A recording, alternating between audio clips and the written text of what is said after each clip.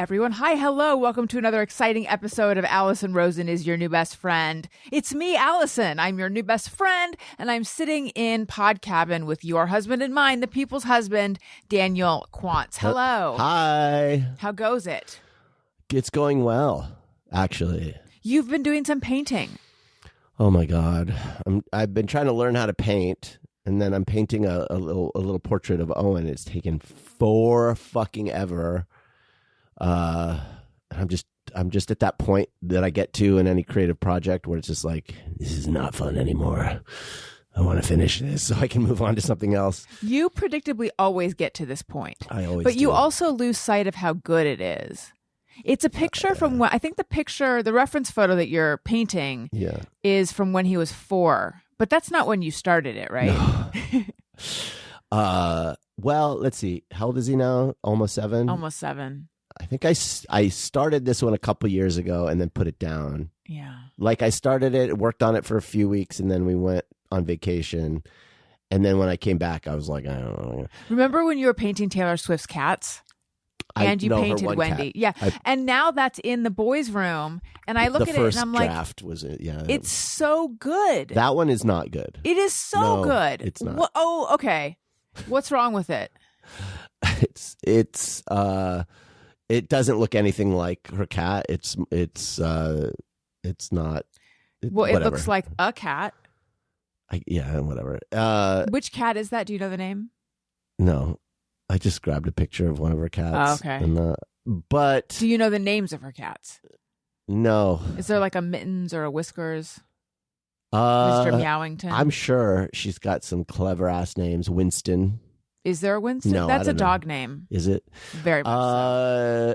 Yeah, I did little 4x4 canvases just to like kind of learn how to do it. And so I did a cat, and then I did one of Wendy, and then I thought, okay, these are pretty. I like these, and so I decided to do a portrait of a child of ours, Owen, and I got I think it's a 6x6 canvas, maybe, and so still small because I'm scared. Of what? I don't know. It's just like it feels like if it's small, it's like it can suck. It's interesting that you think it's more forgiving because in the fish tank world where I reside, did you know I speak that? No, yeah, that's good. I said hello, everyone in fish. Bigger is more forgiving. Smaller is where it's the rubber that's hits funny the road. you say that. I think there's some truth in this as well. Because Can I interrupt you to say that her cats are Taylor Swift's cats are Meredith Grey, Olivia Benson, and Benjamin Button. That's okay. That's a fun fact.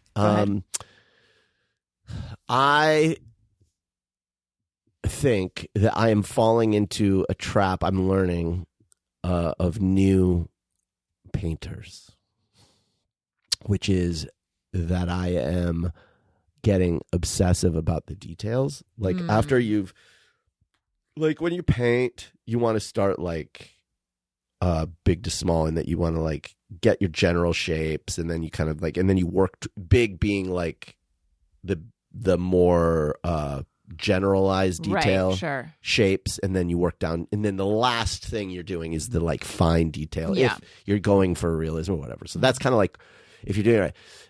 And like I'm just like, I'm doing the shading and the color and trying to make it look good. And it's like, I'm looking at the great artists, who worked. And now that these are like Thomas Kincaid, Weiland, the guy who did the black and white, realistic looking band sketches. I think his name was like Bradford. Do you know who I'm talking about?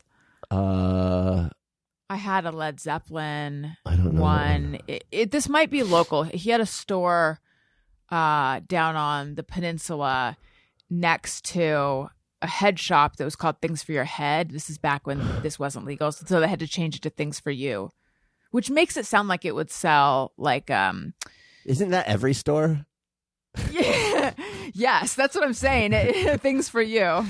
Well, good. That's what I'm looking for. Perfect. Yeah. Where's the milk? I know. I got to look up if his name was Bradford Artist. But anyway, go ahead. You were talking about the Masters. I just get finished. So you look at the Masters, and when you look at what they did from a distance, it looks incredibly, it'll often look incredibly detailed and textured and like, wow, how did Velázquez get the detail on that dress or whatever the fuck, or like, how did Sargent get such, whatever. And then you get up close and it's just fucking wild brushstrokes in general. It's not detailed at all. And that's what made them so great. And you go like, yeah, when you're beginning, you think that's what you need to do. You need to get every line, like precise or whatever in order to make it look right. And that's actually not what you're gunning for. Or, well, unless that's what you're doing, unless you're going for realism. But for me, it's like, no, I think it looks fine, but this isn't how I want to be painting. I want to paint something where I'm able to capture the illusion of detail with more expressive brushstrokes. Hi, I'm an artist. I am going to speak of art, please.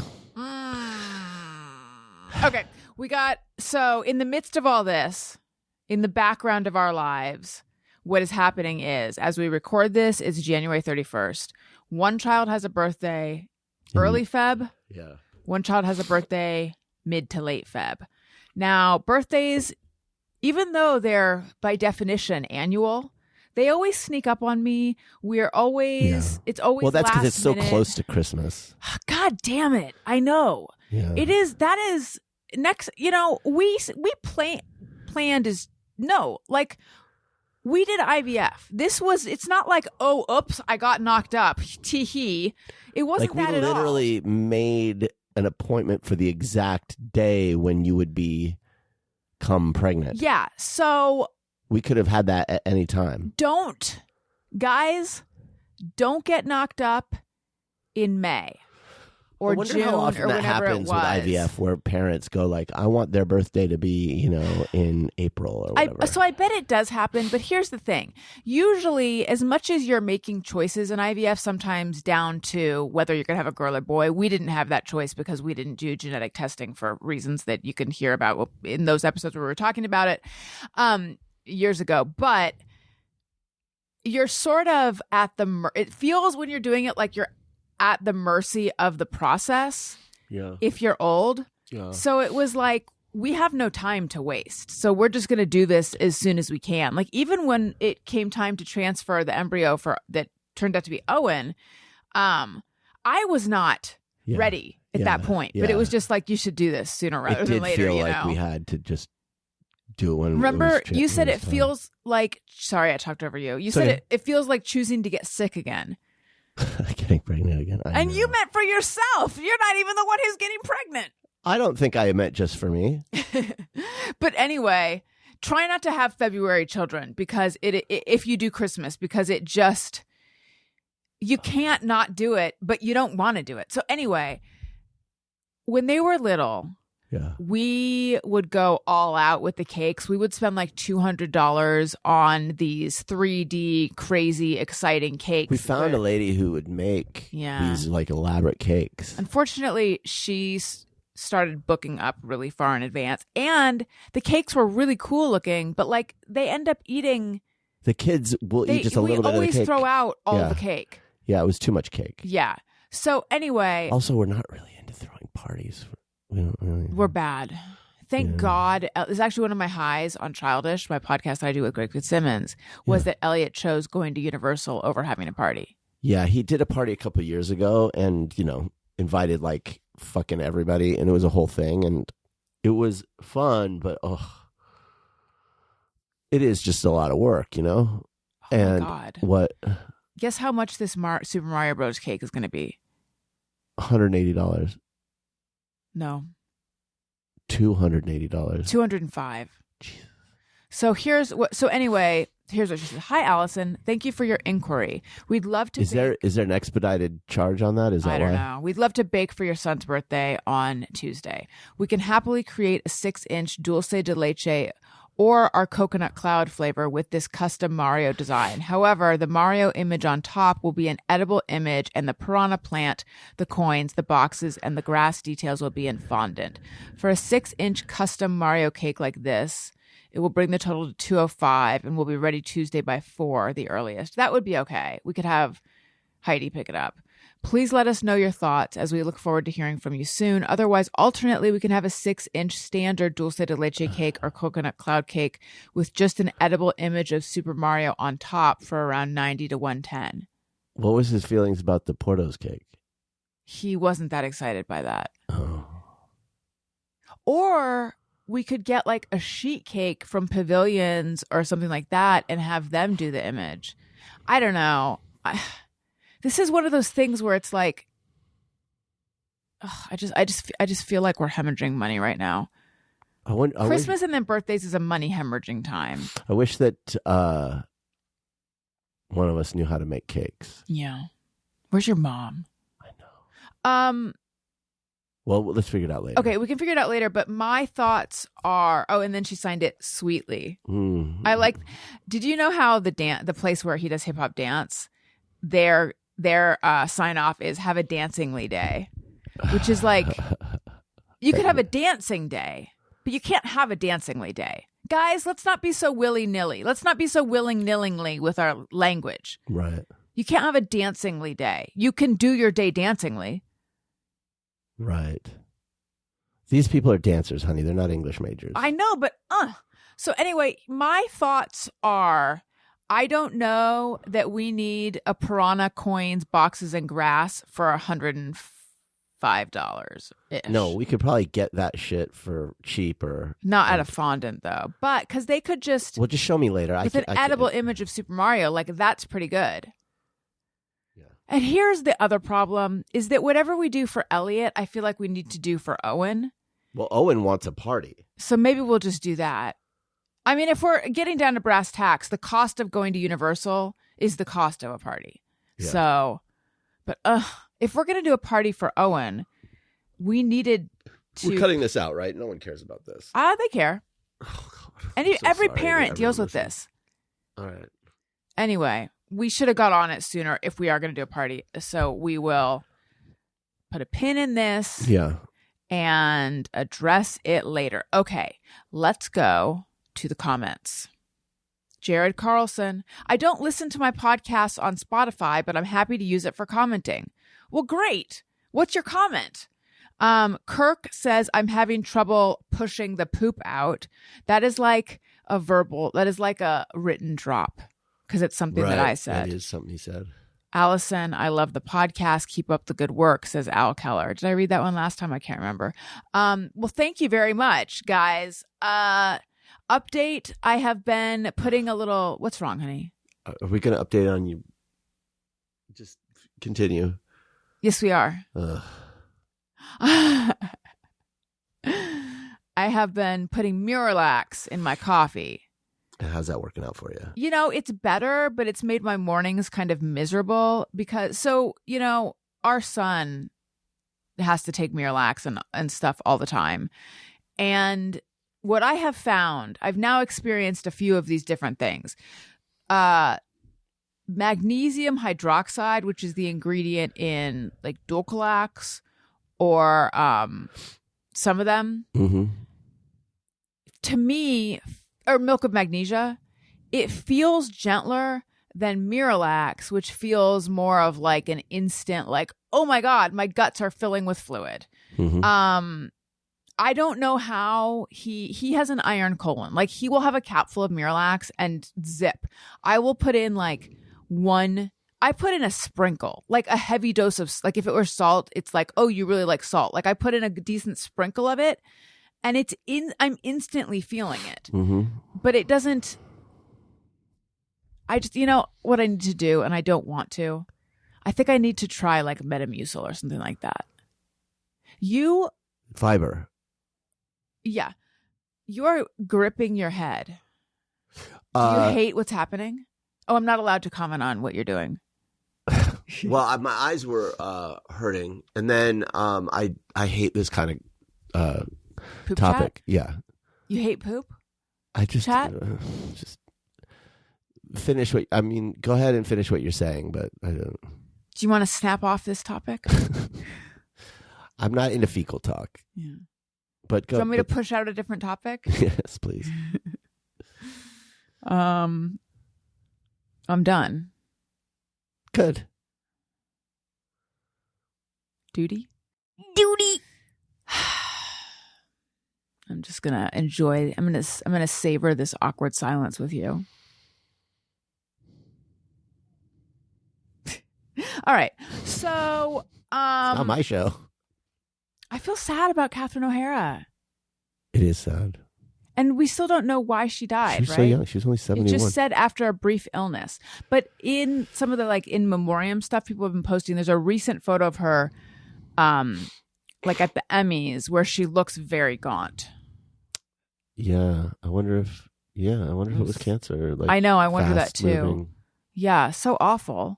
And then a couple of different people have posted this clip of her being interviewed. It looks like she's at the airport or something. Uh-huh. And someone said, and she looks a little bit caught off guard by this interviewer, but they're like, what role would you want? What role? She wasn't expected to be interviewed at the airport.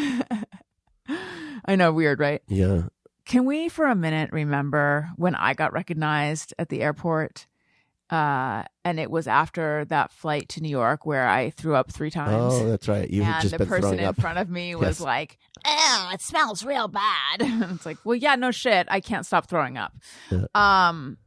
And God, that was awful. And I remember I tweeted, "I'm on an airplane and I feel like I'm going to throw up. Does anyone have any tips?" And Kelly Oxford wrote back, "Go into the bathroom and throw up." Oh, I should have thought of that. I did eventually. But you weren't asking for tips on where to put my vomit. Where and how to throw up. You were asking tips on not to throw up. I was asking for now I cannot open TikTok without getting ads for things to sniff that are supposed to stop you from throwing up. Oh, really? Yeah. That thing you bought for Elliot. That's funny. It's funny with the ads. I get the same ad over and over again, or the same. If you ever click into something by mistake, they're like, "Aha, you want this." Yeah. Yeah, exactly. There's some it's like a aftershave or pomade. I don't even know. Some sort of men's grooming product. And it's this is going to smell like your grandfather smelled or whatever. And it's I don't care. So stop. Stop. Do you want to smell like your grandfather? No, I don't know. Wait, my grandfather, he smelled like... Which one? My grandfather smelled like poontang. Poon. If you were to say what your grandma, it's probably old barbershop smell, or but that what old is that, barbicide? Yeah, whatever that old aftershave is, probably Old Spice. Yeah, Old Spice, or there's that one in the green bottle, the greenish. The thing is, they still sell that though. Mm-hmm. You smell like your grandma. Yeah, I'll just go to the fucking CVS. Right. So anyway, I did get up to try to go into the bathroom, but there was a line. And so I had to barf in the line into a trash bag because that's all they gave me. It's great. So anyway, then someone recognized me afterwards and went and I think asked for a hug. And I was like, I will hug you, but you should just know I've been barfing. I'm so sorry. She was so delightful. Celebrities are just like us. I wonder if that person still listens. I hope they do. If you're out there, did I smell like vom? Let me know. But anyway, Catherine O'Hara was at the airport and someone said, "What role would you like to be most remembered for?" And she said, "Mother of my children." Yeah. She was probably knew she was. No, this was a while ago. Oh. Yeah. This was years ago.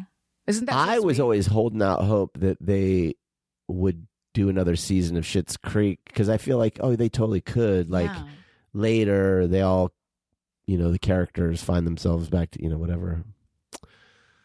But it's not to be. It's very sad. They could still do it without her, but she was such a huge part of it.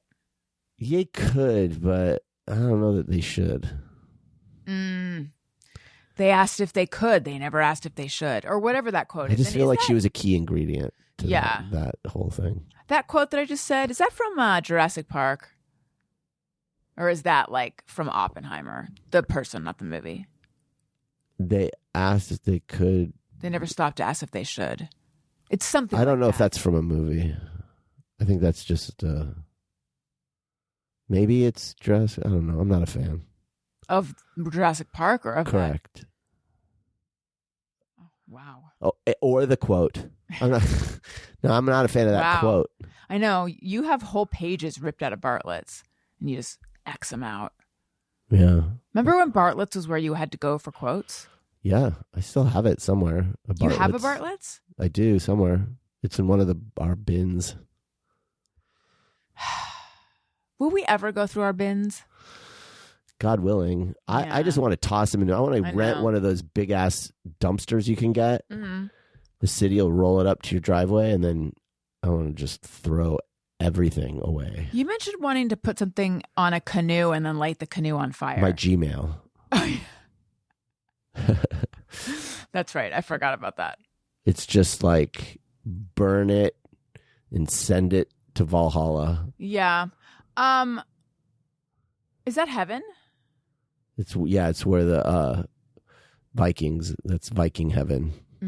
All right. I am going to read iTunes comments, which is always like, I mean, I guess it's Apple Podcast comments now. And I always have to like wince a little bit because there could be mean stuff in there. But anyway. Alison wants your iTunes comments. Alison wants them, yes she does. Please leave her some iTunes comments and don't forget to click 5 stars. My Go-To Pod by Mish Zink. I always wait to listen to the new pods until I know no one will interrupt and I can feel like I'm part of the convo. And I do love the eps with DQ, the people's husband. Well, thank you so much. Yeah, thanks, Mish. Okay, here's the one I want to talk about because I saw this the other day. Robert in Hollywood. Great show, but Alison's plastic surgery dreams don't really align with the rest of her content. That said, as Dolly Parton once observed, if you're really a star, you owe it to your fans to look like one. A real double message there, isn't it? Yeah, let's talk about that in a second, but I feel like I have to read something negative. Okay. I'm just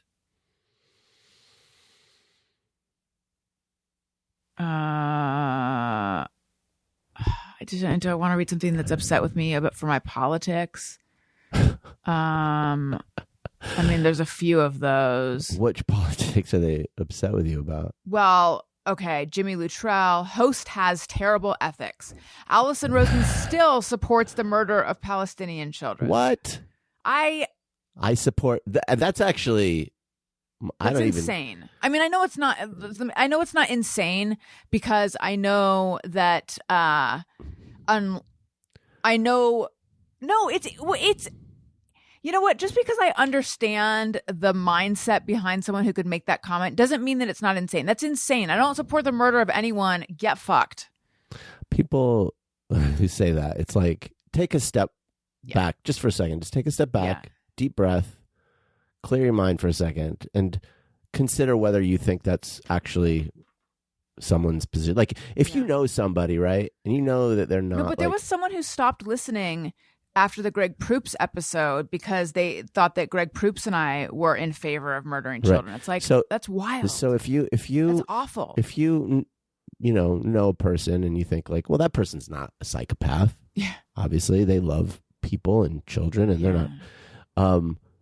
So to suggest that they want the murder, maybe there's another, maybe they don't look at it that way. Maybe there's like another position you don't understand. Right. Like, maybe there's more to this than the simple black and white. Well, that's the if thing. you don't support it, then you fucking you want Palestinian children to die. Like, I would suggest that the people who didn't allow the children to bunker into the fucking the tunnels, not a single civilian, not a single child was allowed when Israel was bombing. I would suggest they want, regardless of what you think Israel wanted, murdering regardless of what you think Israel wanted or Israel supporters wanted, You can go ahead and say, oh, Israel wants to kill those babies. Okay, whatever. I would suggest that then also those people who weren't protecting those babies may not have cared about those babies either. Well, that's the thing, though, I feel like everyone knows Hamas doesn't care about babies. Israel's held to a different standard, but Israel does care about. You know what? It's not getting to it. Okay. One more negative by E.L. Huck. The comments made about Taylor. This is from a while ago. The comments made about Taylor Swift and Travis Kelce were really tone deaf, and you need to get your story straight before you say those kinds of things. What did we Call say? me petty, but you all are pettier. Unsubscribe. Oh my I read that on the gosh. show before? Did we lose a listener because of my hot take? Your hot take. I think it was that Travis Kelce is dumb. Yeah. And that he's dumbing her down, maybe? Well, I will tell you something. Exactly. I am going to... This person is going to end up eating her fucking words. She's not going to hear it. Well, but although she'll know. you can't stay away. That she's probably because back. I predict that relationship is about to end. Really? That is my hunch. I could be wrong. What But makes you I say have that? a feeling. I just got a feeling.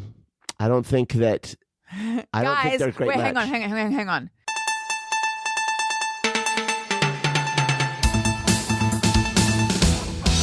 It's the news with Alison. Alison Rosen is your new best friend. Breaking news. Newsflash, Daniel has a hunch. I got a hunch. But we talked about how your hunches are usually spot on. Yes. I just think that there's a lot of factors. And you know how factors are. They factor in. Sometimes multiples of them. Yep. And there are multiple factors in this case, as stated earlier. Yeah. But what are some of the factors? Well, I think that, first of all, and this is just a gut thing, I don't think that... I'm allergic to math. Yeah, I don't think he's a good match for her in terms of the type of people they are. You're just doubling down on what you said before, I think. So, but I think that, like, in a relationship, like, there's that first blush, and it's like you're just... In this case, it's like she's never been with a guy like him, and so she's just, like, in love with She's in love with love. How strong and masculine and hot and all the things she feels about him and how big his dick is, apparently, like, or powerful, whatever that song is. Yeah, would. But all of that was happening while she was on tour, and he was, like, deep in the football thing. Like, they were barely together, right? Like, in terms of actual time spent. So it can stay in that, like... I don't know what you would call that sort of, like, false reality. Kind of limerence, that beginning. Yeah, when you first with someone, you don't really know the person, and so it's not till you travel with them that you realize who they really are. What you fall in love with in the beginning is a projection. Yeah. Okay, and the person is each of you is playing your best self, and you are believing the other person to be their best self, and da. But eventually, you gotta the mask drops. You gotta hunker down, and the mask the projection falls, and now they're spending more time together, and he may be retiring from football, and there is, I think, from his point of view, being with her has been, like, really advantageous to his career. But do you have any hard evidence that there's any, like, trouble in paradise, or you're just basing this on timing? All of this is a patented DQ hunch, but there's more. Can I just interrupt you for a second? Remember where you were, okay? Yeah. This is going to sound like an insult, and this is going to be insulting, but I mean it with love. When you said, here's why they're going to break up, I got excited thinking... Oh, you thought I was going to give you facts? Yeah. But these are basically facts. It's reminding My hunches are essentially facts. It is reminding me so much of this guy that I was, like... I had, like, hooked up with him, and then he was, like, kind of hot and cold, and I can't remember the details, but I know that the whole thing... Looking back on it, it's like there's not really a mystery there. It's like that book, he's just not that into you, Mm-hmm. But at the time, it felt like a big mystery. And my friend was like, Alison, I found out something about this guy that explains everything.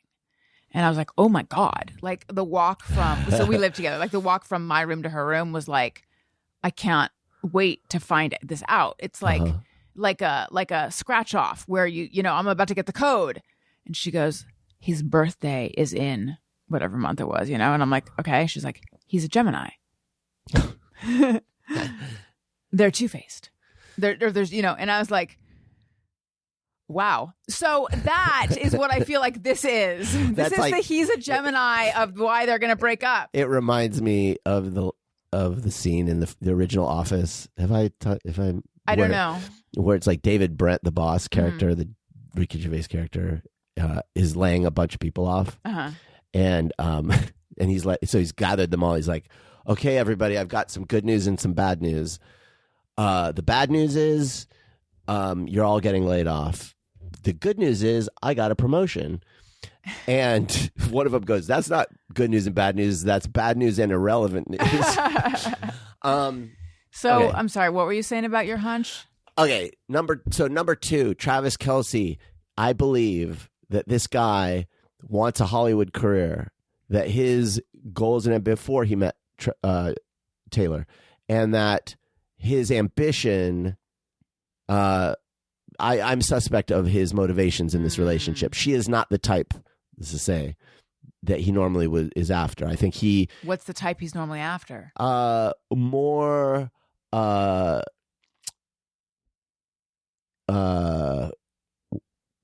curvy, let's just say. Like, ooh, I have the perfect drop for this, which just got made by Pete. Sorry, Tony. Big butt comes from childish Latina porn. Big butt Latina porn. Big butt Latina porn. Big butt Latina porn. Yeah, like, look. Big butt Latina porn. Big butt Latina porn. Big butt Latina porn. Big butt Latina porn. So good. So you think that's what he's normally into? That is who he's dated in the past. I'm just saying, like your ex-girlfriend. She wasn't Latina, but she had. Anyway, did she have a badonk too? No. Few. Okay, so he's ambitious, and Taylor is someone who could get him, like, could rocket that part of his career. So there. I don't know. Okay, and then, there has been a scandal with his charity. He had a charity that's turned out to be a fake charity. And like Trump? I don't know the details of it, but that I don't think is good. That's the most interesting part, and you don't know the details of it? There's only so much I'm going to research into this stuff. But was it him or was it just his charity? It was him. It was his person, and it was fake, or at least allegedly. I don't know. And I think that's bad. And I think that, and then the last factor is, I forgot we're doing factors. Is he inspired this last album, and it was hated by her fans. Oh, interesting. And I think she'll blame him. I think that she is maybe in a bad place about that. She's feeling angry that they didn't like it, and I suspect that it's creating tension. That's just a hunch. Well, okay. Yeah. So I don't think it's gonna. I think it'd be good for her creatively to have a breakup. I think that you're just restating what this person took an issue with, except maybe not. I don't think I was predicting a breakup. I think that you were anti-Taylor for a moment, and maybe that's what they're reacting to. I don't know. If you're listening, let us know. I am still anti-Taylor. I have turned. I liked her last album before this. I do like a song or two from the new one. I have a certain like for her. Like there are certain things I like, but I think I have come around to feeling like, on whole, I don't think she's a good person. That's my hunch. I don't mean you don't draw her pets anymore. But it's funny because, like, I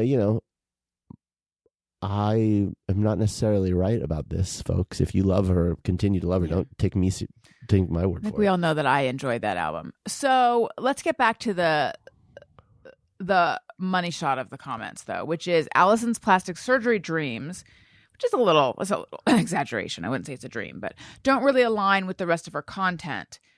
And then the kind sort of like, I feel like this is a kind-hearted observation that like, I'm noticing an incongruity. That being said, you're in the public eye, so maybe this is what you guys have to do. And I talked about this a little bit on my most recent... I'm sorry to interrupt. Yeah. I just want to put a button on my Taylor thought. Sure. When I say she's not a good person, that's actually not what I mean. What I really believe is she's a complicated person like everybody. And she's got good qualities and she's got bad qualities. And those bad qualities are more apparent to me now, but that doesn't mean she doesn't have those good qualities. The reason I want to make that case is because I think it's really important that we start, as culturally, all of us, living in that gray area more and more. Like, and really, really accepting the duality of all people. Mm-hmm. And that we are all not just capable of good and bad, but we all do good and bad. And we're not all one thing. If we can accept that, it would do so much to heal our politics and to heal our ability to have conversations about things like Israel. Like, it's like nothing is all good. Yeah. No one is all righteous. Sorry, nobody. No one. I'm close to it. Nobody is righteous, but nobody, or really very few people, are all evil. Yeah. You know what I mean? And if we can just accept that and just go like, I'm going to resist trying to put people in one thing or the other thing, and accept that like a really bad person supposedly can also do good things. And a really good person can do bad things, and that doesn't mean that anything's different about them. But interestingly, if a good person does a bad thing, you're like, well, everyone fucks up. And if a bad person does a good thing, you're like, what are they up to? Well, there's once that. you've made your decision on someone. Okay, so back to this. Thank you very much. This comment is interesting, and it is giving me a lot to think about. And it really is true. I really do agree. I agree that the fact that I want to get a rhinoplasty does seem to be a contradiction with what I want to stand for and what I generally stand for. And I was starting to say when you interrupted me that I discussed this a bit more on so there's a Patreon friend zone that I just put up where I talk about some thoughts about Patreon. Sure. I talk about, at the end, I finally share my Beth's Dead thoughts. So I give everyone warning, though, if you want to hop off before the spoilers. I go into some detail on that. I talk about my sister. I don't remember if I talked about my brothers on that. And I answer questions. I talk about my weight and GLP-1s a bit on that one, too. And self-image and things like that. And the plastic surgery stuff. So is it called a GLP-1 because you get to gulp only one thing all day? Yes. It's gulp one and then you're done. My OBGYN referred to it as a gulp one. And he also, some people refer to OBGYNs as OB-GYNs, which I don't care for. Obigins. Right. I prefer that. OB-GYN sounds weird to me. Gulp one sounds weird to me. Guys. Gulp one. Yeah. All right, good. So... Anywho. By the way, the science is coming out on GLP-1s. Gulp ones makes me want to get on them. And not even to lose weight. Yeah, there's all these health benefits. Not only are they finding that it reduces your risks of all sorts of things like heart diseases and cancers, but people on them are experiencing a decrease in just... Shitting? No, in just... all death. But they are. Like all death. Wow. All causes. I really feel this world is a horrendous place right now. But the discovery of GLP-1s for obesity is going to be looked back on as like a huge development. But I think people might start taking them for other stuff as well. Don't even care. Like for other stuff as well. But I'm just saying, like, the fact that the obesity thing for many people, not for everyone, seems to have been cracked is a huge thing. It is huge. And I need to get on them now. Really? Because I need to get shredded, honey. No, because I don't want to die I of don't want you to die. cancers and things. Does it have a cancer effect? I just told you it reduces your risk of cancers, like Sorry, I think pancreatic I cancer, colorectal cancer. Did you just say this? Oh, I didn't give this. Okay. Yes, and prostate cancer. I think the direction, according to my endocrinologist, who I talked to a long time ago, I think he said the new direction is going to be like microdosing it, smaller amounts. And I actually was just thinking about that because I'm thinking of a pill, maybe. They already do. Yeah, that's what I want. I want to microdose the pill. Yeah.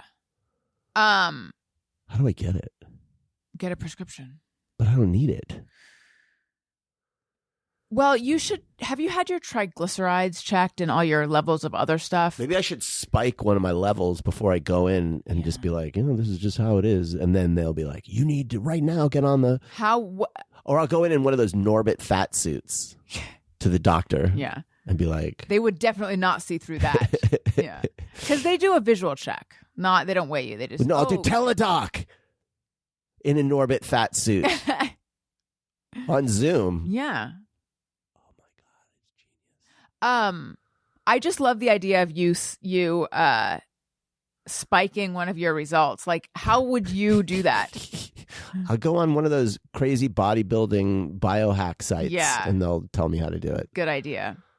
Yeah, I'm still on like a pretty big dose. I was thinking I should probably try stepping that down. You don't need it. You're just skin and bones. You're like a No, but if I go off of it, I'll gain weight. Frail little You don't bird. understand. I tried it. I went off of it when I thought I was going to have my surgery. No, but in scaling January. down. Yes, but I would probably. Yeah, I see what you're saying. But wait, let's tell everyone what you said last night. Honey, you're gaining a little muscle tone on your upper body. I love that for me. I know. It's working. My physical therapy is working. I know. We got to step it up. I'm going to get you on some serious weight training. Yeah. But then you stepped it back. You were like, I mean, it's very slight, but it's like I notice it. Where are you noticing it? Like around my shoulders? You don't look like. I think previously you looked very bony. If I were to describe it, Thank you. And now it's like instead of it being bone forward, it's like more muscle forward, or at least there's like a little bit of shape around the bones. So it's like, oh, look at her. She's getting a little bit of muscle there. It's exciting. Crazy to think I was ever bone forward. Which, by the way, sounds like a teenager with one thing on his mind. Yes, I was bone forward for about 4 years of my life. Right. It's crazy because my whole life I was just pudge forward, more in my lower body. I've always carried it in Listen, my... there's nothing wrong with some pudge. Yeah. That's in okay fact, too. My first reaction when you said you're noticing a little bit of shape up there, a little bit of muscle definition, is like, no, that's probably just fat. That was my first thought, but I don't think it is. Well, honey, I love you when you have fat or no fat, but it's exciting to see you with muscle. Largely, because I know you are trying to. Yeah.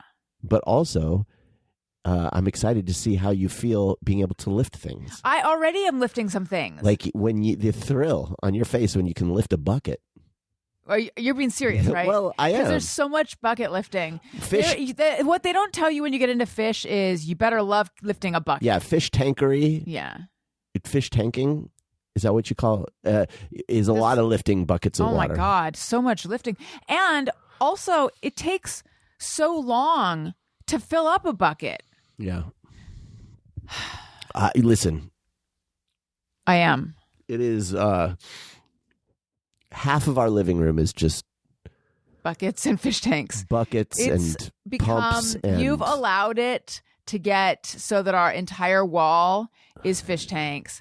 I love it so much. The new one is I had the best of intentions. And right now, this is where Turtleine is. Turtleine is a girl, by the way.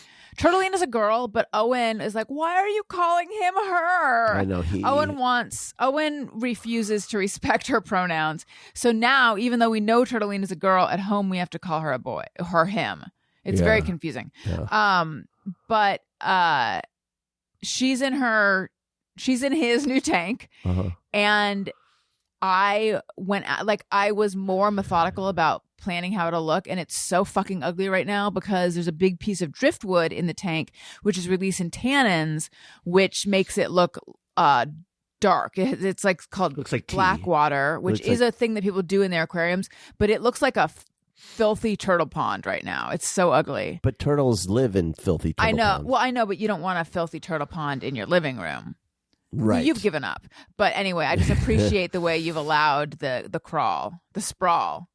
It is the sprawl. There's 6 tanks. If anyone knows any good like custom fish tank makers, like reach out, because the compromise here is like fine, but make it aesthetic. Yeah, exactly. Yeah. Like right now, it's just a mishmash of fish tanks, different sizes. Stuff. It's just like, let's just tighten this up aesthetically. Yeah. Like, and this shows that even though I am practically Arnold Schwarzenegger level, I'm not, because I found my dad's old fish tank stuff and I grabbed a couple pieces and brought them home. And they've been sitting in the back of one of the fish tank shelves.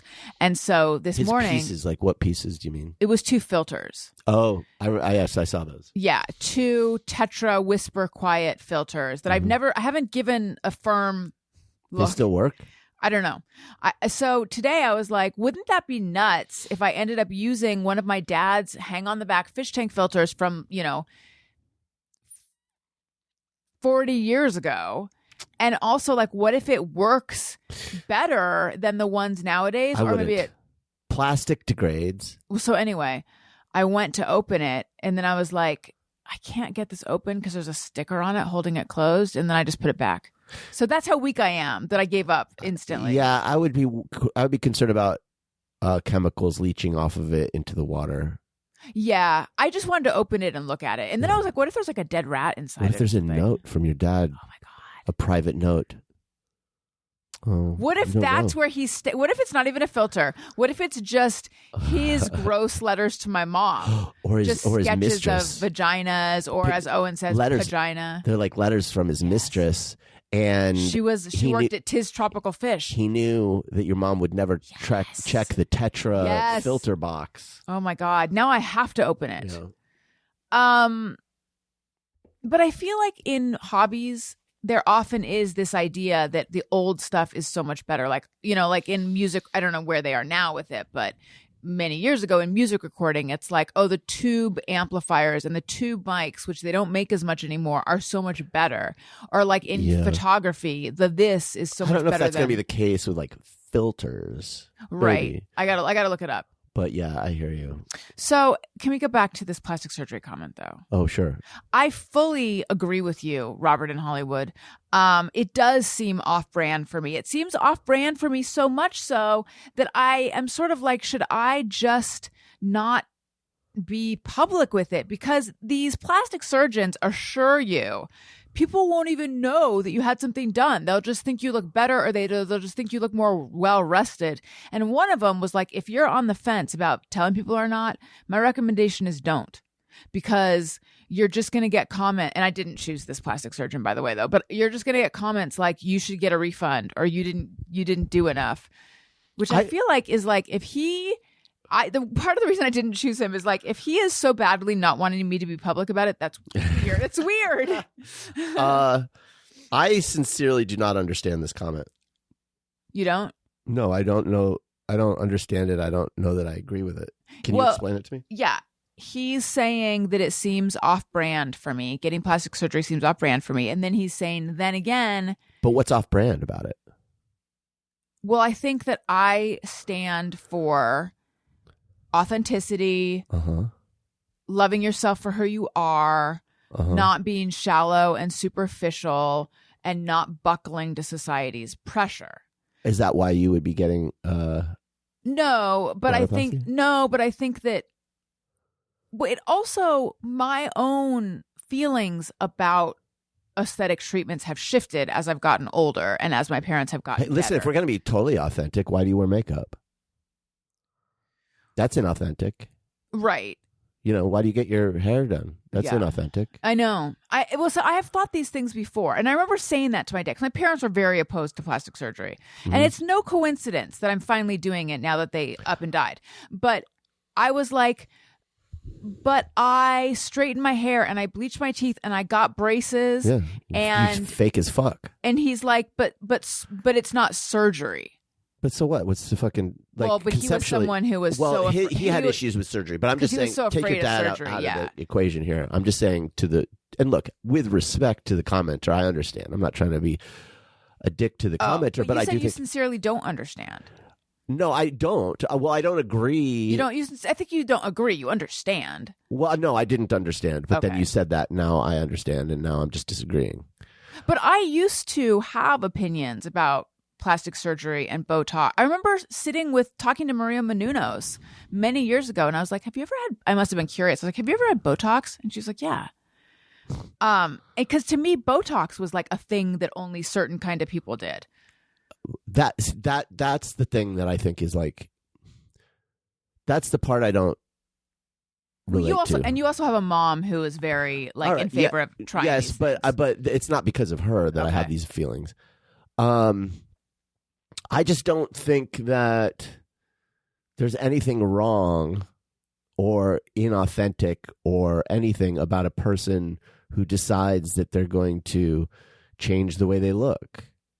Like, I feel like, it's like if a person who's heavy wants to start lifting weights and become like a bodybuilder, like, great, do it, wonderful. If you're like, because it's like we're born, we don't have a choice what kind of body you're born into. If you don't like your jaw and you want to like get, some sort of a implant, or if you don't like something about your body and you can change it, then fucking change it. Yes. Like, life's fucking short. What the hell are we doing? You have like a limited amount of time to be young.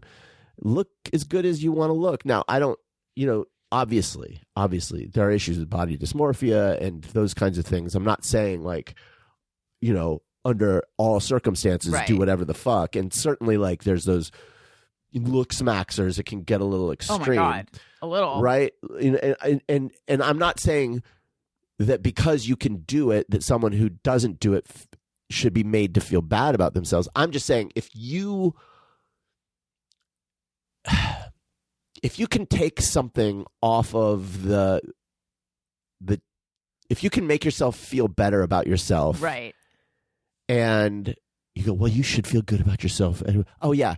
Except when you're in front of a camera, like, and there's like a little thing you could do and you can feel better about it. Great. I'm all over the place with this. Like, I guess what I'm saying is, if a person decides to do it, I don't think it's inauthentic. I'm not saying people necessarily should do it. Well, I'm not advocating plastic surgery. I'm just saying there shouldn't be a stigma about it. That's really that's what I'm trying to say. Like, and I think the commenter is giving an allowance in there for like, it's like not a critical comment, but I agree that it seems a little bit different than the me of yore. And I guess I take issue with the idea that it's inauthentic. You're so invested in me changing, Daniel. I'm so desperate for you to change your face. No, I think you're gorgeous. If when you told me first that you wanted a nose job, I was like, what? It hadn't even occurred to me that you might there's anything wrong with your nose. See, that's wild to me. But thank you. But I've come to learn that for you, it's just something that you've always felt you wanted. And it's like, my feeling is like, well, if that'll make you feel better, then go for it. Like, but like, I do have a big nose, right? I mean, it depends on whose standards, big is relative. Like, you have a nose that is in a certain region of the world would not be considered big. Here's the thing. I've now looked at roughly, how there's like 1.5 million pages or 1.6 million pages or 1.35 million pages of the Epstein files that have been released. And I'm just like, my brain can't even quantify that. I can't even visualize that. I've looked at the same number of noses. Yes. I have looked at so many before and afters. I have really gone nuts with looking at before and after. I've seen so many noses.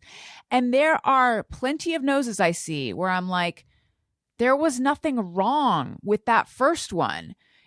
Yes, now it's a little more upturned, but it was not a big nose before, and it wasn't egregiously this or that. Yeah. But I just want to make sure that that's not my situation. Like, I don't have the situation where you have like a fine small nose. It's just a little bit shaped weird. I just want to make sure I don't have that. But here's how I know that I don't have that. Well, you don't have a small nose. Thank you. Here's how I know I don't have that.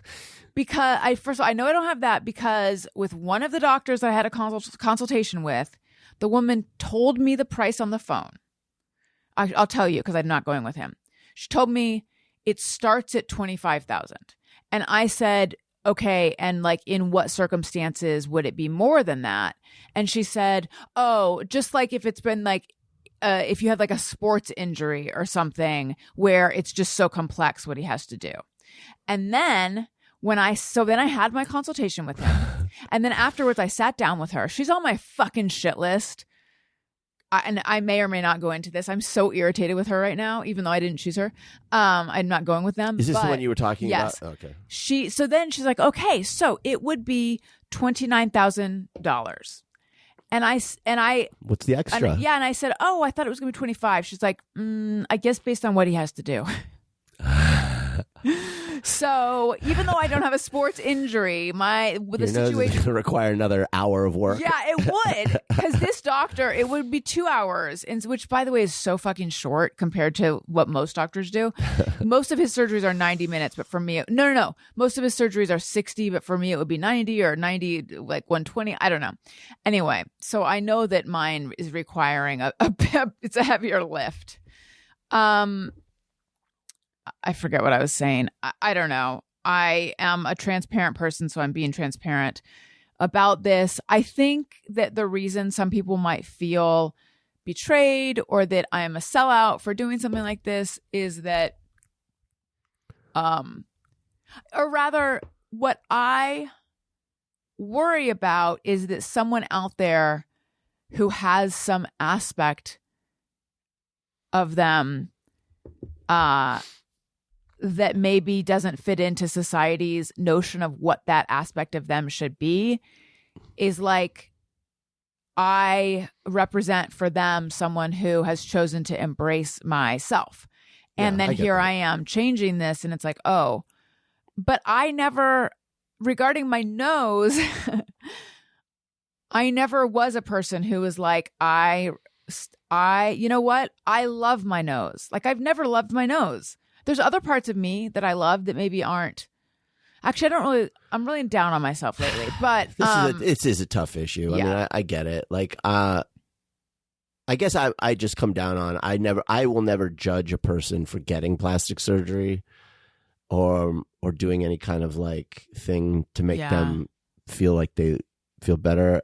Obviously the first thing should always be to try to just love yourself. And I tried, it's not working.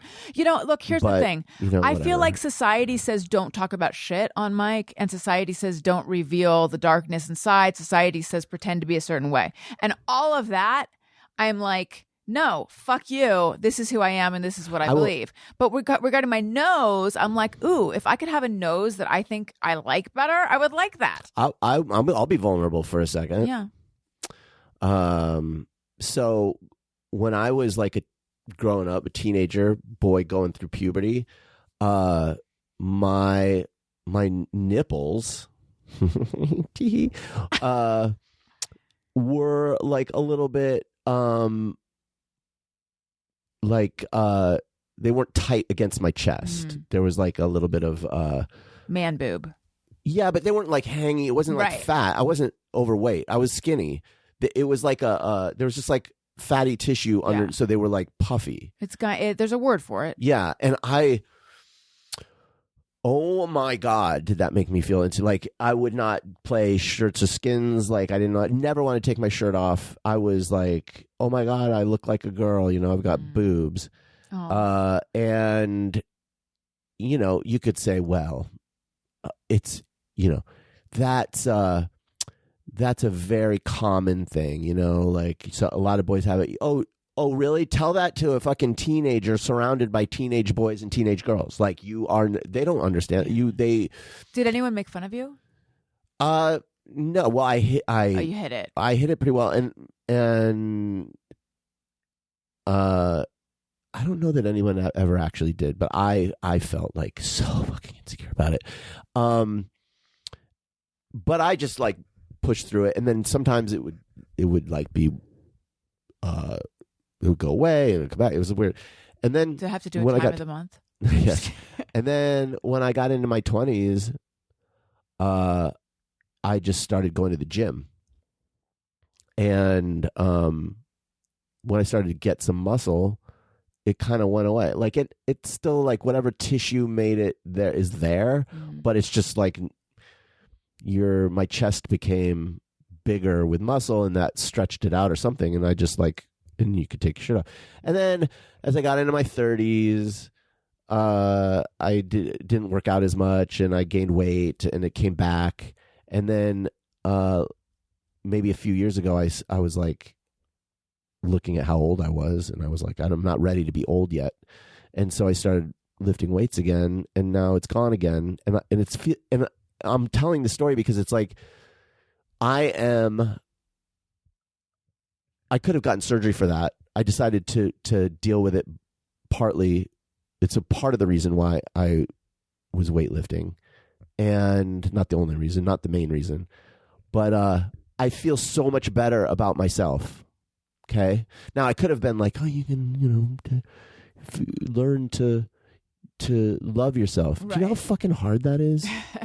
Do you know how fucking hard that is when you know like what you look like right. to other people? So to like be okay with yourself requires that either you do not care at all, or you somehow convince yourself that they don't see you that way, which may be possible.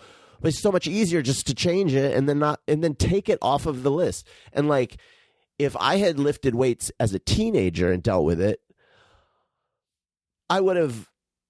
There's so many. I would have taken my shirt off. Yeah. I would have been happier. I would have been more confident. Or had the surgery as a teenager. Or I had the surgery. I would have been so much more confident. And it's like, the one way of just like,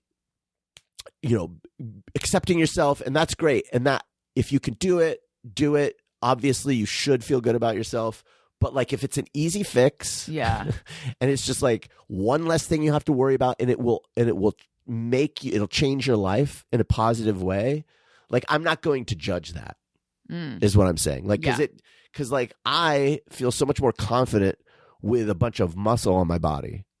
Like, I feel better, stronger, right. And if the argument is, oh, you shouldn't change your body to fit, standards, it's like, well, I feel more. I don't know what to tell you. Like, I feel more. Well, I don't know who's. I feel more attractive. I don't know who's still making the argument that you shouldn't change your body to fit into standards. I feel like that's an antiquated argument. Am I arguing with people that are not around anymore? Am I arguing with ghosts? Phantoms? I don't know. Maybe I am. I guess I think everyone should choose. Everyone should be able to choose, is what it is. But I also relate to that because there's, I told someone and she's like, oh, don't look like, I don't want you to look like everyone else. I'm not trying to. I don't. Hopefully, Alison said she's getting a nose job. She didn't say what kind. I'm just getting it turned upside down. It's gonna be like a square on your face. I'm gonna look more unusual. At this, like, I also though completely relate to that feeling of seeing someone who has had a lot of plastic surgery and just being like, oh man, like what, like that telegraphs they are so uncomfortable in their own skin. Obviously, and like it's sad when you see that. And there are people, I'm not gonna name names, but it's like there are people. Famous people who like have very distinctive noses, and I look at them and I'm like, I'm really glad they didn't change it. I think they look great. I I think that their nose, Barbara Streisand. But am I one of those? No, I don't even. Here's the thing. So. I don't know. All the people who are your nose isn't like so big that it's bumpy. A distinctive part of your face. It's not? I feel like it is. Not at all. No. I think that, and I've seen the mock-ups of what you want done, and it's like, it's subtle. It's like, I think for you, it's like, you hyper-focus on your nose. Yeah. A nose is an easy thing to hyper-focus. It's right in the middle of your face. Yeah. But to other people, I don't think they're really noticing your nose. Right. Except that one lady outside the clinic. Oh my God, who yelled big nose at me? Big nose. So maybe some do. But I never did. And I think that if you did it the way that it's looking, like, I don't think it'll really be a huge difference. I think it'll be like a very, very subtle change. It'll make you feel, if it makes you feel better, great. I also think that I have been somewhat judicious about the angles that I film myself from. And so if listeners are thinking, but you don't need a nose job, you might not be up and personal with my nose. And also, but then you saying it's not a distinctive part of my face is confusing to me. When Kez was doing my logo for my show, the initial one had more of a hook nose. And I was like, can we give that a nose job? And that's he's funny. like, I'm looking at it now. I got to look at it right now. I can show you. I guess there is a bend to the nose. You should have seen it when it began.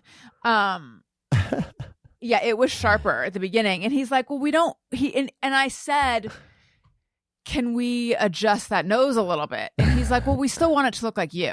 I'm going to have, what if I have to get a new one after the nose job? Yeah. That's funny. Yeah, I don't know what to say. I mean, like, I know that I look at myself in the mirror and I don't think of my nose until I see a profile photo of me and I go, holy beak. Whoa. I think it happens to all of us as we get older. Whoa, I have a big nose. I don't think of your nose as the distinctive thing on your face, though. In my profile, though, maybe I need a chin implant. What do you think? Like, what do you think I need? It's hard with men. What do I need, honey? You're looking at me now in a profile. Okay. Is it a weak chin? You're perfect. You're perfect. You don't really have a weak chin. But it's just a big nose or cheek implants. What do you think? I mean, cheek implants would make you look like a Chad. Ooh. You could get. I do want to be a 10. How do I do that? What was I going to say? I feel like you're pulling focus from me. It's about I'm centering myself. My unfortunate nose, not your unfortunate nose. All right. No, there was something I was going to say. I'm just saying, like, you focus on your own nose, but that doesn't mean other people are focusing on it. Can we talk about this bitch that I'm annoyed at? Yeah. So, listen, here's the thing.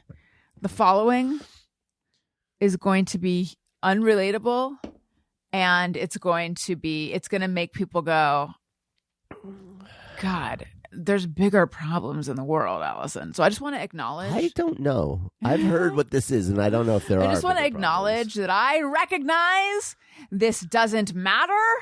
I recognize this has nothing to do with the horror show that is creeping fascism in this country and the tragedies that we're witnessing all around us, and that I'm speaking from a very privileged position of being able to be upset over this thing. Had that being said, and I'm grateful for it because it is an escape from a lot of stuff. However, so anyway, I've had 4 consultations now. The first one cost $500. The second one was free. The third one was $400. And the last one was $500. Okay. So it's an investment in even talking to these doctors. That's crazy.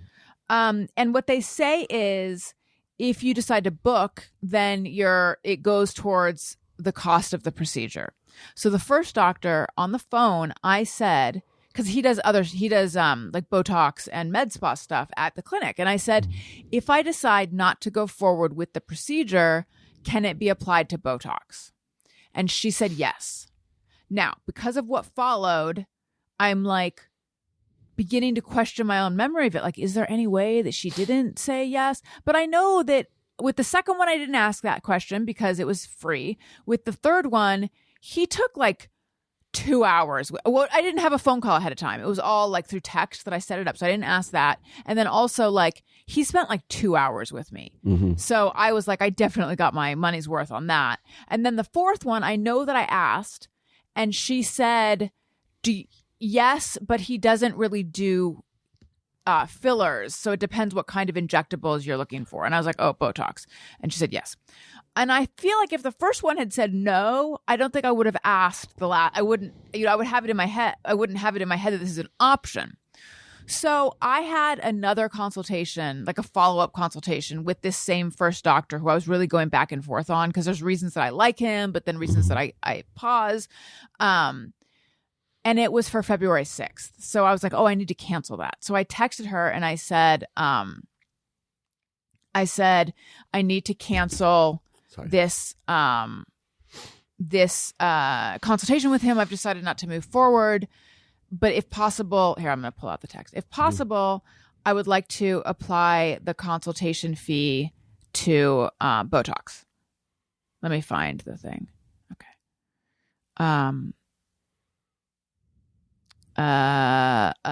If possible, I would be interested in applying the consultation fee to a different treatment, Botox, etc. down the line.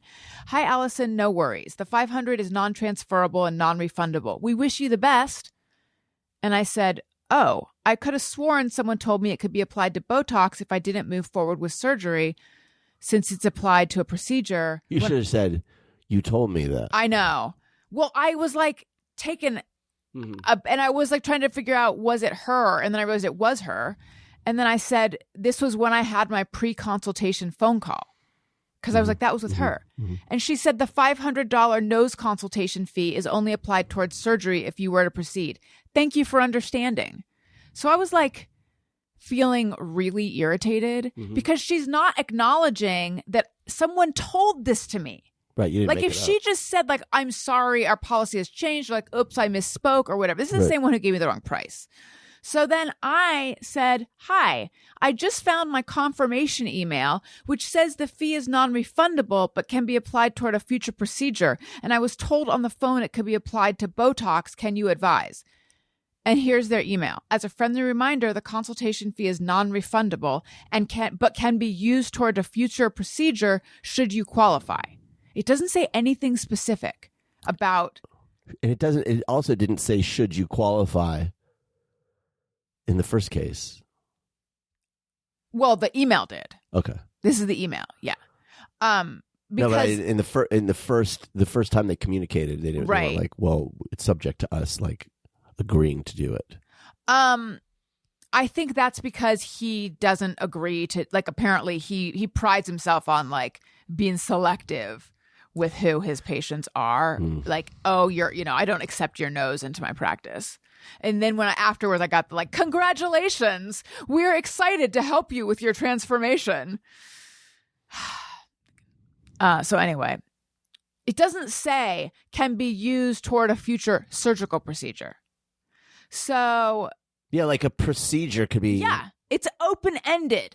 Yeah. And I know what they told me on the phone. So she writes back, I understand the confusion, but that is referring to a future surgical procedure. Nose consultation fees are used towards surgery only. Thank you. So I didn't write back. And I felt really annoyed. The thank yous are so condescending. Yeah, thank you for understanding. She's obviously pissed and annoyed. She sucks. Like, thank you. Like, stop fucking, this is over. Fuck off. Yeah. It feels like a brush off. It also feels like gaslighting. It's like you didn't what she never said is, because like I began to question myself, like, am I remembering wrong? But she never said, I never would, no one would have told you that this is our office policy, or I never said that. She's completely skipping past the part where I'm like, this is what I was told. Yeah. And what's in writing is vague. So the question is, do I do a chargeback with Amex? I don't think so. I feel like that's just going nuclear and it would make me uncomfortable. And I don't know like where Amex would fall, but it's just, and it was like, where is this coming from? This urge in me to like get even. And it's coming from her not acknowledging that they told me something different than what they're honoring now. Yeah. She told me what was necessary to make me part with my $500. And then now that I'm saying I'm not selecting you, they're changing their mind. Get fucked, bitch. Tony, play the get fucked, bitch drop. Get fucked, bitch. Yeah, they suck. This is the kind of thing that makes me crazy because this is my childhood. This is my childhood in a nutshell. This is, well, actually, it's not. My childhood in a nutshell would have been more like, no, it's my mom going like, you don't like when you don't like having a dad who's inconsistent. It's like, no, I don't really. Who does? This is like, just this like. Like you're weird for that. She made me feel like I was weird. Yeah, most kids would love an inconsistent you know your dad. You know your father. He lies faster than he can think. That's what she literally said. Literally said that. Isn't that a problem? Yeah, like that's, why did you select and why that? Are you presenting it like it's a weird quirk totally of mine to have a problem with that? They made me feel like, oh, well, you know, Alison, you're a brilliant debater. She would say that you're a brilliant debater. It's like, oh, because I remember what someone told me and I'm holding them to it. This is crazy land. So this is triggering that. But fuck you, bitch. Sorry, Tony, play the drop again. Get fucked, bitch. I think the lesson here, though, is to trust your gut with these people. Sorry, what was the lesson? Or get it in writing. What's the lesson? Yeah, is with these sorts of things, always get it. Yeah, some sort of proof. Right. Even if you feel like the person is totally on the up and up and there's no. No, what I should have said you should is just get it and proof. Just get that proof. Yeah. Just so just because I'm afraid I'll forget. Could you send me an email saying that this could be applied to Botox? And can you confirm? Yeah, exactly. But also, like, as we're having this back and forth, I was like, the thing is, I'm not going to go to this office for Botox because I'm not going to go because they'll spit in the Botox. Or they'll jab they'll jab the needle in too hard or whatever. Like they'll hit that nerve that'll paralyze your face. I'm not gonna make myself vulnerable to these jerks. Right. But like, oh my God. I know. But this is driving me nuts more than it needs to. I should just say like, this is what I see this clearly. This is what happened. The end. Oh, but then I found out this. So then I had to do a deep dive on this woman. Ooh. Porn star. Former porn star. What? Well, I don't know if I would say a porn star, but the nude photos of her exist. And she was like a famous car tuner import model. What is that? A what? What's an import tuner car? We need to ask Jeff Fox. I got to look this up. A car tuner, like for automobiles or cartoon? Automobiles. Import tuner cars. Import tuner cars are vehicles, often Japanese, like Nissan Skylines, Toyota Supras, Honda Civics, and Mitsubishi Evolutions that are modified for enhanced performance, style, or racing, with popular examples including popular in enthusiast communities and media like Import Tuner magazine. I think she was on the cover of Import Tuner magazine. Oh, she's one of those girls that would sprawl on the hood of a car. Yeah. These cars are known for their aftermarket. Anyway. And how old is she now? I think she is. I think I read that she was born in 1978, which is weird because she looks younger. Oh, okay. But she's been a plastic surgical consultation person for years now. So I think she was like, she did this, I think I saw an article catching up with her in like 2006 because she had disappeared from that world. So she probably did this when she was like in her 20s. Right. Well, it's a young woman's game. Yeah. But I didn't click on the links for the nude photos of her. But you know what? Now I'm slut shaming. Now I'm being sex putting negative. That aside. So you know what? She sucks. And also, this is what her past career was. There's nothing wrong with that being your career. I had a wonderful friendship with Courtney Combs, porn star. In fact, I wonder what she's up to these days. So that was uncool of me to suggest that suggests there's anything wrong with her. What was Courtney Combs' porn star name? Courtney Carlson. Oh. So this particular surgeon is a Beverly Hills plastic surgeon. Oh my God, that's so funny, Daniel. Thank you.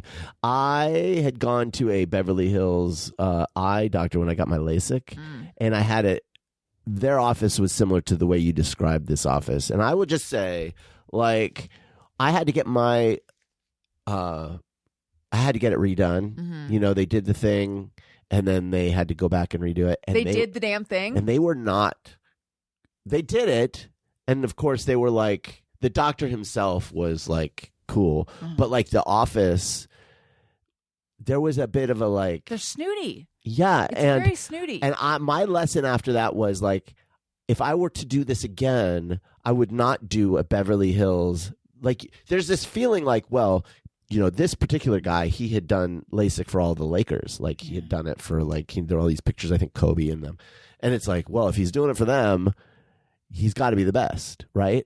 You're like, he's got to, and a friend of mine had gone to him, and he was like, yeah, he's the best. So I was like, okay, I want to go to the best because it's my eyes. Did you say it like he was masturbating? Yeah, he's like, he's the best. And I was like, these are my eyes. I want the best. Of course. And, but it's like, it's marketing. There are plenty of really good doctors that aren't Beverly like, and you'll get better care. Like, it'll be more personal. You'll know your doctor. Yeah. What's been hard for me is finding, like, I don't want to aesthetic nature to. I don't want to go surgery. to a. Well, no. What I was going to say is, I don't want to go to a TikTok famous doctor, but that's who I hear about because that's where I'm looking. Like, I don't know a ton of people who have had nose jobs, and the ones I do, I know who they went to. And there's the ones I do or don't want that. And the people who've had nose jobs whose recommendation you want are the ones that you don't know they had the nose jobs right in the first place. But it's just the ones who aren't marketing where I don't know how to find out about them. I really feel like I've looked for every single. You know what? I'm going to be straightforward. I don't know why I've been hiding this. I have chosen a doctor. And news. He's in New York.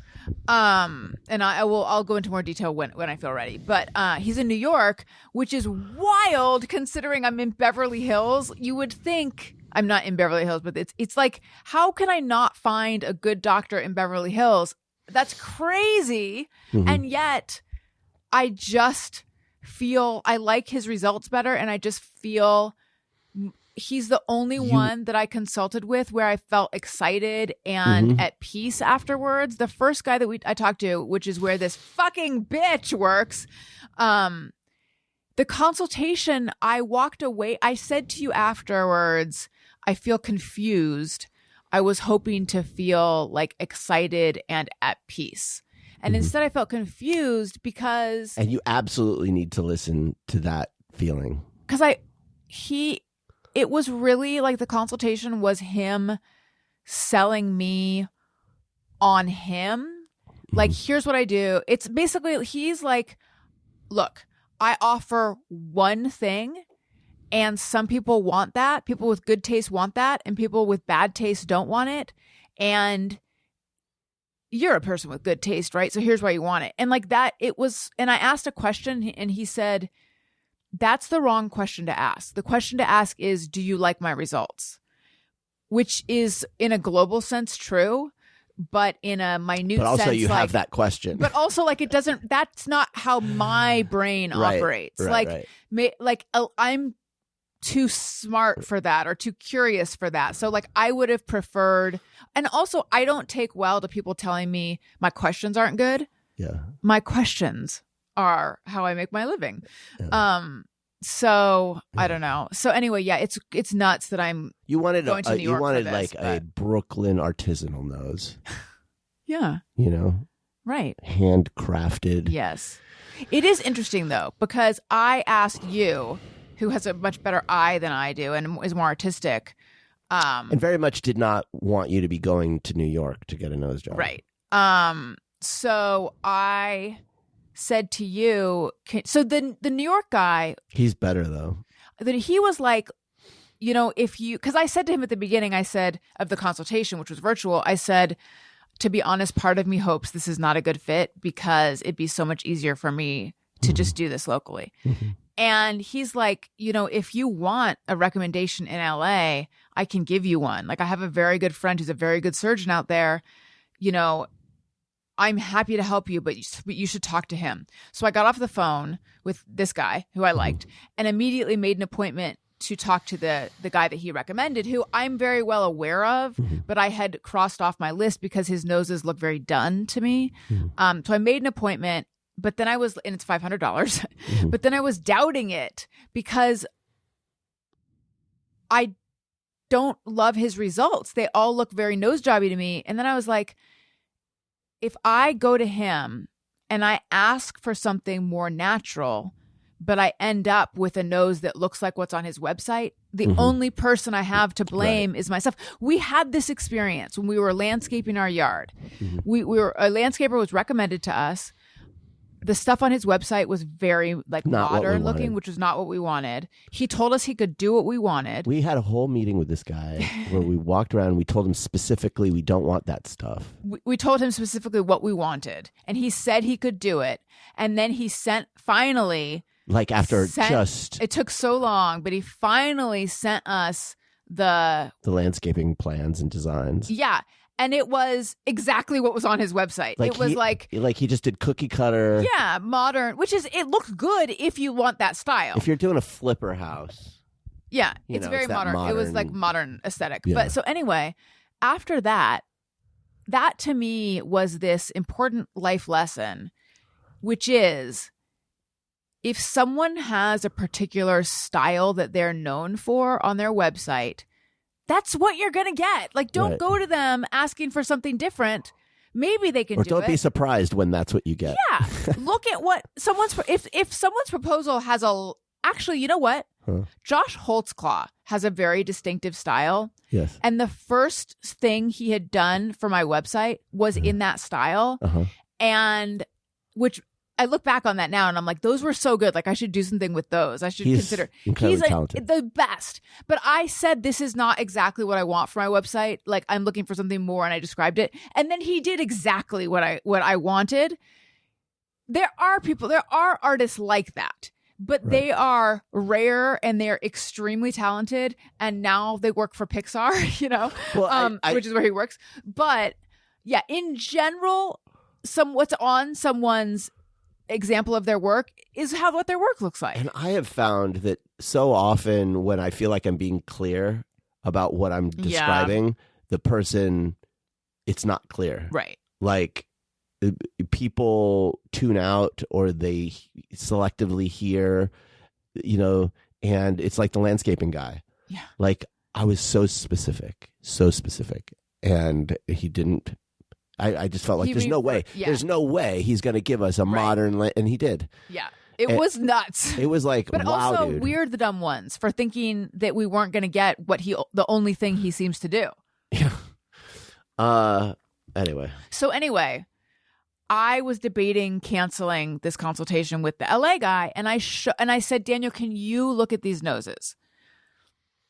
And because you're an artist and you're good at pattern recognition and stuff, and you're an outside perspective. And you said, oh, I see what he's doing. I see right away what he's doing. Mm-hmm. And you said the noses are so straight. That line right there on the bridge is so straight. Nothing like that exists in nature. And so to your eye, you pick up right away that it looks artificial, which is interesting because to me, the thing that was notable about his noses was I was focusing on the tip. They all had a certain look to the tip. I didn't realize it was the straightness. And the guy that I want to go to, I have noticed he does. It's so subtle. The bridge is slightly, it's not perfect. Right. There's still the tiniest bit of roundness. It is, I guess. Okay, I'm going to try to articulate this. Perfect straightness, perfect shapes, they don't exist in nature. It's why veneers can look fake. Right. And so we as humans, perfection, we strive for perfection, whatever, but it's like we actually are attracted to imperfection. Imperfections are compelling and seductive in art. And it's like I have the theory about like why certain celebrities become famous and certain other ones don't, like, or certain other people don't. It's like the celebrities who become famous all have some feature. There's something, that's weird. yeah. Like Julia Roberts has a weird oversized mouth. Like you could just go down the line. Every single celebrity, there's something, because that's what you want to look at. You're just like, oh, look at that face, you know, like you want to look at it. But you look at like models who have like perfect face, they never become famous because it's just like too boring. But in the case of, it's like you also see that with before AI, they would like make an AI perfect woman based on perfect features, and they were never, or perfect symmetry. Yeah, and so like what this guy does is he has, and I would love to know if this is deliberate. He is putting slight, I want to say imperfections. Just I'm saying like it's not a perfectly straight line, and because of that, it looks real. It looks natural, and it looks good. The other guy, all you're thinking is nose job. You're not thinking, oh, that's a beautiful nose. Right. You're thinking just like it's like a there's something in your brain that's just like something's been altered on that face. It's interesting too, because the New York doctor, and I will reveal who it is. I don't know why I'm being cagey. Part of me wants to like wait till after. I don't know. But he said there is a different aesthetic in LA versus New York. We went to a party, and I'm not going to give any details, but there were a lot of ladies at the party who had work done. It was a nose job party. Yeah, and they were really. All it's like they all had gone to the same doctor or something. And they all had nose, it was like every single woman at this party's nose is perfectly straight. Yeah. Like perfect. Like it's, you know, and it's just like it looks weird. Well, it looks unnatural, yeah. It looks unnatural. I mean, that's it looks weird because it looks unnatural. Like it's just like it's like it'd be like everyone's wearing like big shoulder pads and like silver like suits and going meat mop. Like it's just like why would you want to look like, why would you want people to be having that reaction to you? Yeah. One more nose job thought. Yeah. You were saying, you know, if there's something you don't like about your body and you can change it, why not? I think the other more educated plastic surgery argument against that is because how good can surgery be, and is it going to make you happy? And are you going to be like, I have now also encountered comments from people who are like, I just had my 5th revision rhinoplasty, and that scares me so much. Like there's psychological sort issues. There's this high rate of revision rhinoplasty. So the idea, like, and I, as someone who is quick to feel that I wasn't treated in medical situations. Like I wasn't treated right. They didn't listen to me. I wasn't taken care of. I could see myself sitting in the mirror and being like, they could have made this perfect and they didn't make this perfect, and like just hyper focusing on something and losing. And then, I mean, God, and that's probably what happened to Michael Jackson, right? Like he just kept getting it until there was no nose left. Where you're like, I just spent all this money and it's still not perfect. That's totally true. I guess what I was saying really what I was really trying to say is I don't judge people who do it. Yeah. I can understand why people do it. I don't have judgment about it. My parents would be like, it's not going to make you happy. You think it's going to make you happy. And that may be true, actually. But here's the thing.